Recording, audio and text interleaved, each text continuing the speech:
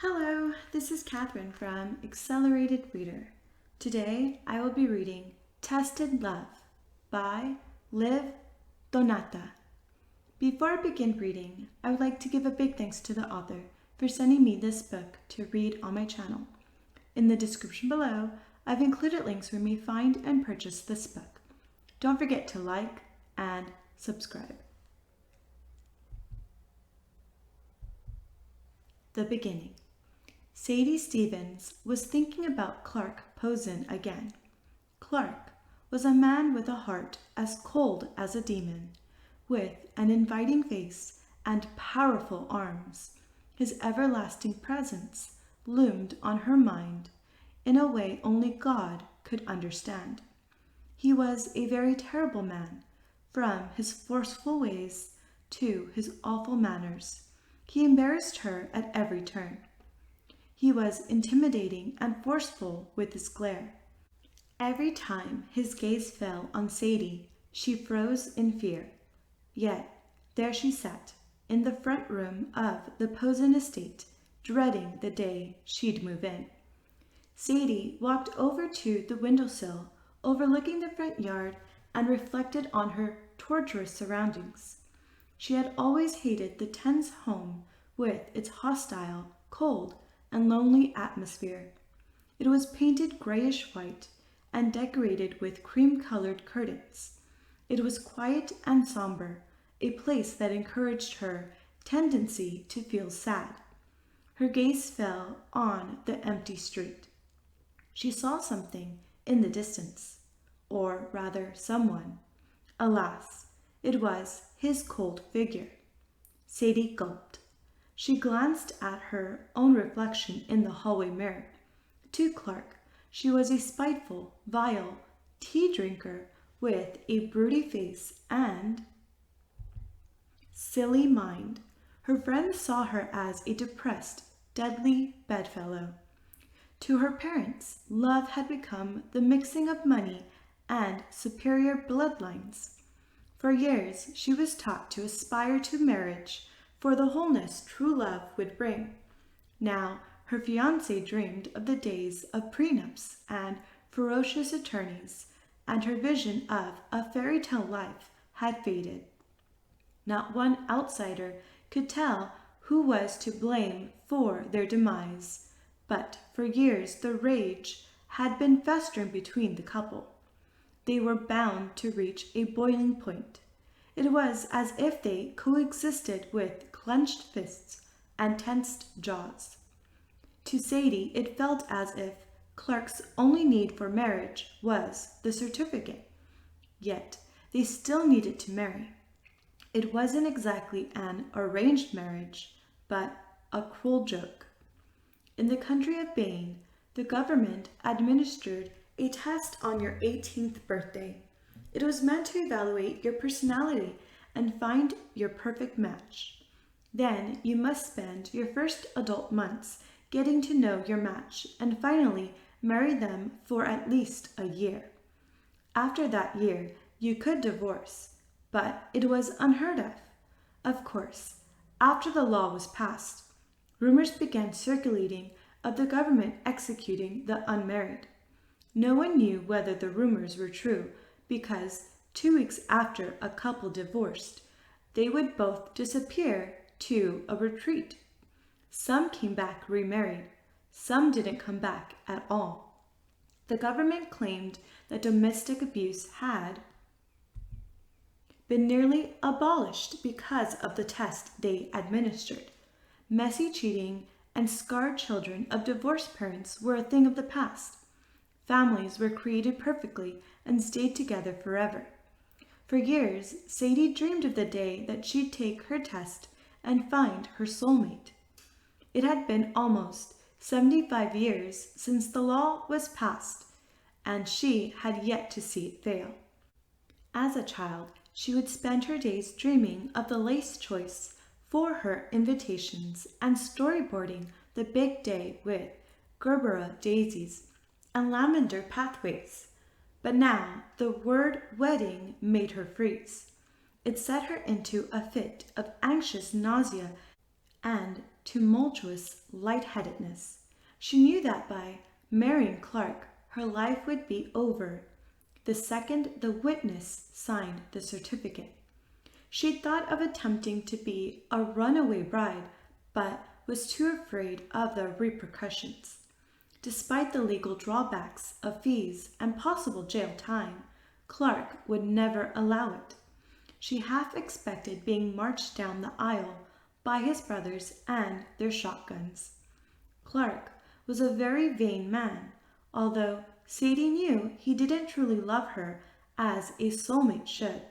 Any blow to his reputation would cause a dent to his shoulder-padded ego that he prioritized above all. She'd never make it out alive. She walked through the foyer to meet Clark out front. The heir walked closely beside each other. Down the sidewalk towards Kufanistan, a luxurious cafe. Soon enough, there they were, Sadie Stephens and Clark Posen, sitting on basket-woven stools shaped like conga drums. The two glared at each other from across the rounded table. With the looming ceremony on their minds, they sipped their afternoon tea. The shop had been carefully chosen by their families as a romantic pre-wedding gift. It was as if they sniffed the failure from their uppity modern villas. If they had thought the coupling would last, they would have sprung for more than just 2 courses. They had enough. Oh, Clark, a man of shattered and egotistical stature.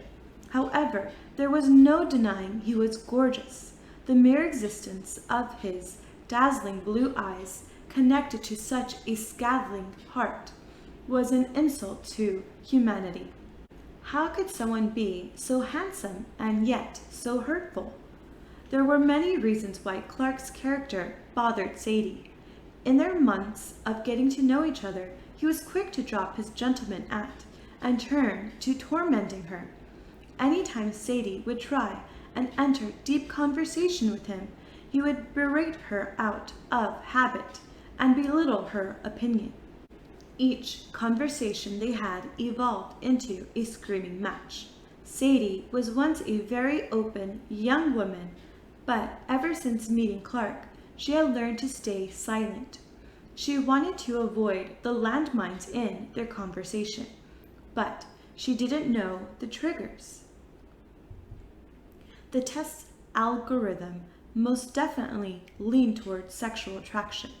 I mean, how could a personality test truly tell what must lie so deep inside? It'd be so easy to act like a saint, and surely Clark had done just that when he took it. Sadly, his tongue outweighed his looks. His narcissism and borderline personality disorder fascinated and frightened Sadie. There were moments in the beginning when she thought he must have been scarred and masked the pain through sarcasm. She thought he was fixable and wonderful.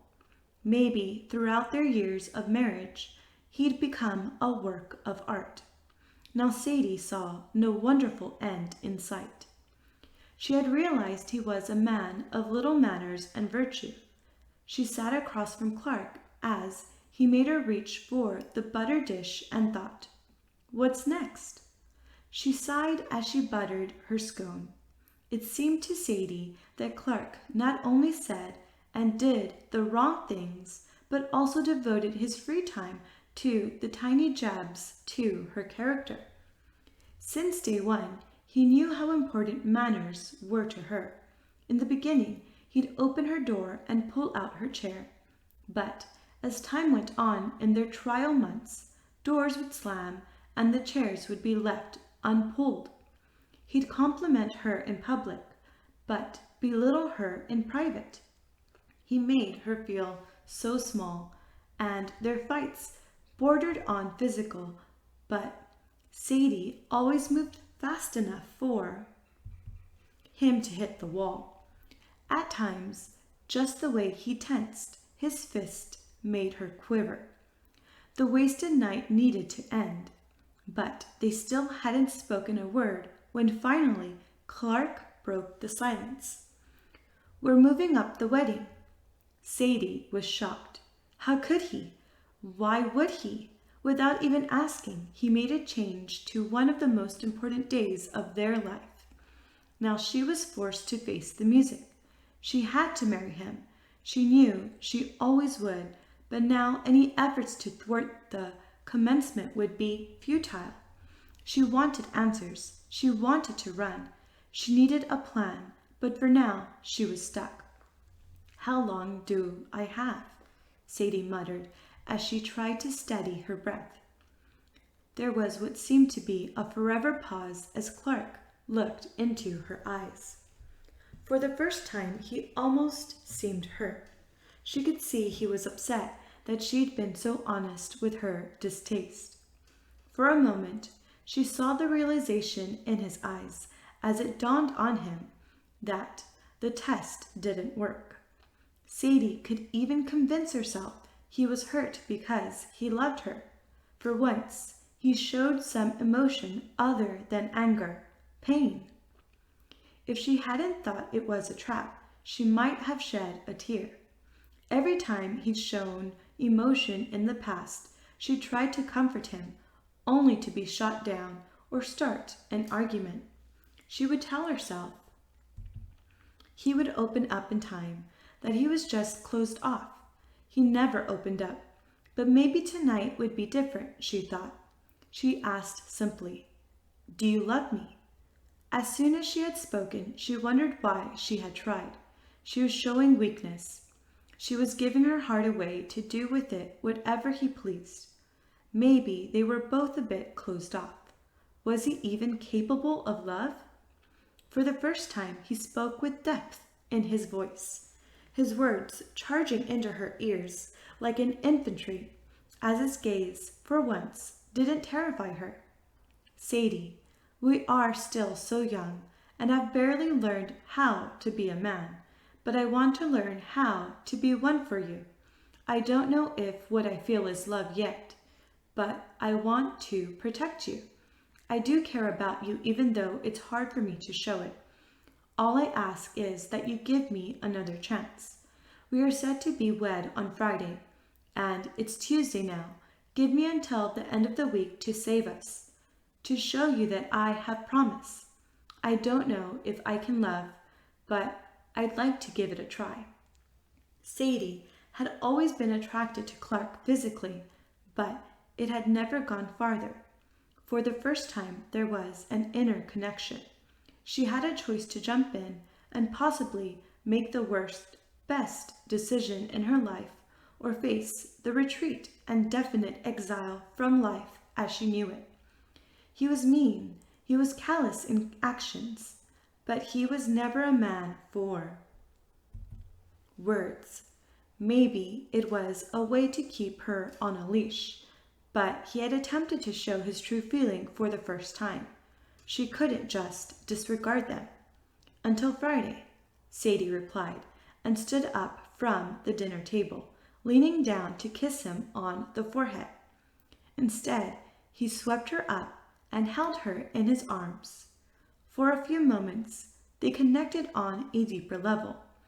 Walking together to the car, he opened her door and she smiled. Maybe she was falling in love. Stay tuned for the next chapter, Shall Be Wed. Thank you for listening. Don't forget to like and subscribe. In the description below, I've included links where you may find and purchase this book.